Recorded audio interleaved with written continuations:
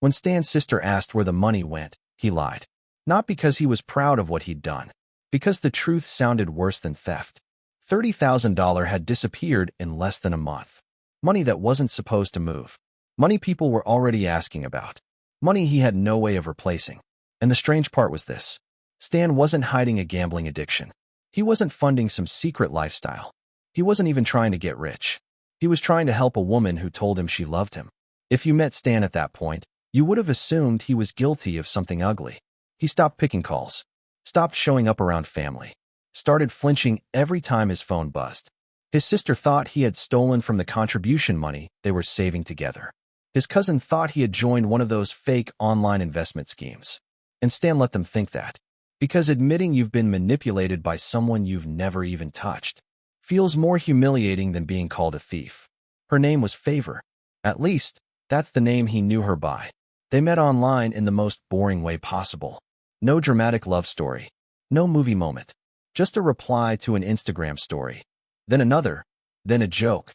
Then a conversation that somehow kept returning the next day. She was easy to talk to. Not too perfect. That would have been suspicious. She was just familiar in a way that made Stan lower his guard fast.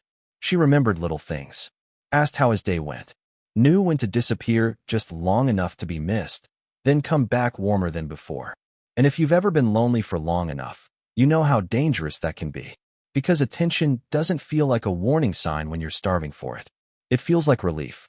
The first time she asked for money, Stan almost laughed. It was so small it didn't even register as a red flag. Her account had been restricted. She was stranded after a trip. She needed help paying for something urgent and embarrassing and promised she'd send it back the next morning. It was one of those amounts you send without opening a calculator. So he sent it. And that's the part that makes these stories dangerous. Nothing bad happened after the first transfer. She didn't become pushy. She didn't suddenly ask for millions. If anything, she became softer, more affectionate, more open, more emotionally available. Like the money hadn't bought access to her. It had proven he was different from every other man she'd met.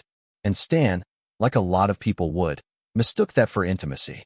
Then life started happening to Favour at a suspiciously expensive rate. A medical issue, a transport issue, a payment that got blocked, a relative who needed help, an emergency that would supposedly be fixed by tomorrow or Friday, or as soon as this transfer clears. Every problem arrived with the same emotional trap. She hated asking. She had nobody else. And Stan was the only person who made her feel safe. That's the thing about manipulation when it's done well. It doesn't feel like pressure. It feels like you're being chosen. So Stan kept sending money not because the stories made sense, but because saying no started to feel like betraying someone who trusted him. But the money Stan was sending wasn't really Stan's anymore. Not all of it. Some of it was his savings. Some of it was rent. And some of it was money he was holding for his family.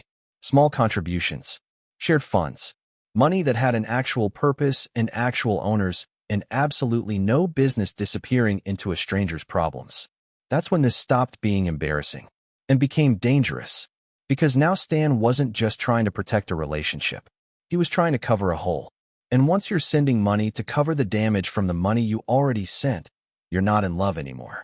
You're in a financial hostage situation. But here's the part that broke him. Stan actually tried to stop.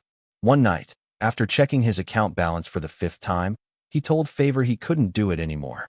No more transfers. No more excuses. No more emergencies. And that's when she changed. The sweet voice disappeared. The affectionate messages disappeared. In their place came panic, then guilt, then a threat. Not a loud threat. A quiet one. She told Stan she had told her brother about him. She reminded him about the private photos and voice notes he had sent. She said if he abandoned her now, after everything they had shared, she wouldn't be responsible for what happened next. That was the moment Stan realized something horrifying. He had not been dating someone in trouble. He had been slowly handing leverage to someone who had been studying him from the start. And the money he'd already lost? That was only the first half of the damage. After that, Stan stopped sending money out of love. He started sending it out of fear. Fear that screenshots would be leaked. Fear that family would find out. Fear that people would see the messages, hear the voice notes, connect his name to a woman who may not have even been real. So the transfers continued. Not because he believed her anymore, but because he was paying for silence. By the end of it, He had drained his savings, borrowed from his cousin, touched family contribution money, and lied so many times that the truth had become impossible to explain in one sentence. Then one morning, he woke up blocked. No warning, no final demand, no dramatic goodbye, just gone. And that's the part most people never understand about scams like this.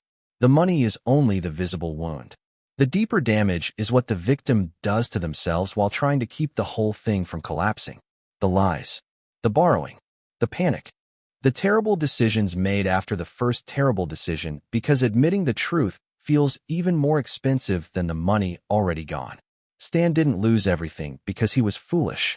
He lost it because someone understood exactly how to turn loneliness into urgency, urgency into guilt, and guilt into control. And by the time he realized he wasn't in a relationship, he was already deep inside a financial nightmare that looked, from the outside, like it was all his fault. If this story made you think differently about money, scams, or investing, subscribe to Pete Finance. This channel is about the psychology, mistakes, stories, and money lessons people usually learn too late. And if you've ever been close to an investment scam or survived one, drop your story in the comments. Someone else might need to hear it before it's too late.